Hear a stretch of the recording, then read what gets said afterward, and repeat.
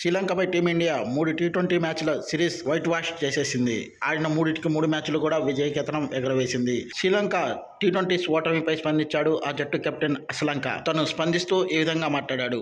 నిజానికి మొదటి 2 టీ20 మ్యాచ్లు కూడా టీమిండియా క్లీన్ విక్టరీ నమోదు చేసింది. కానీ 3వ మ్యాచ్ వచ్చేసరికి అది శ్రీలంక గెలవాల్సిన మ్యాచ్, భారత్కు టఫ్ మ్యాచ్ అయినా కానీ భారత్ సునాయాసమైన విజయాన్ని నమోదు చేసింది. అదేవిధంగా తను మాట్లాడుతూ భారత్ ఒక ప్రపంచంలోనే అత్యంత ప్రమాదకరమైన జట్టు. ఎందుకంటే ఆ జట్టులో కొంతమంది బ్యాట్స్మెన్స్ వీళ్ళు అసలు బౌలర్స్ కాదు అనుకున్న వాళ్ళు కూడా కీలక సందర్భాల్లో బౌలింగ్ చేసి వికెట్లు పడేస్తున్నారు.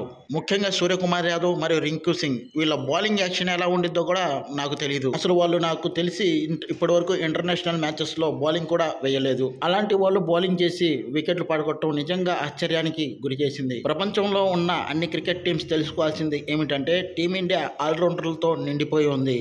ఈ విషయం అన్ని టీమ్స్ కూడా గ్రహిస్తే మంచిది. టీ20లో రోహిత్ శర్మ మరియు విరాట్ కోహ్లీ వీళ్ళు లేకుండానే ఇండియాని ఓడించలేకపోయాం. ఇక వన్డేల్లో వాళ్ళిద్దరూ వచ్చి బుమ్రా కూడా బౌలింగ్ చేస్తే మా పరిస్థితి చెప్పుకోవాల్సిన అవసరం లేదు. భారత్తో ఆడబోయే వన్డే సిరీస్లో కనీసం ఒక్క మ్యాచ్ అయినా ఇండియా మీద గెలవాలని కోరికగా ఉంది. అదేవిధంగా దానికి తగ్గట్టు కష్టపడతాము అని వ్యాఖ్యానించాడు.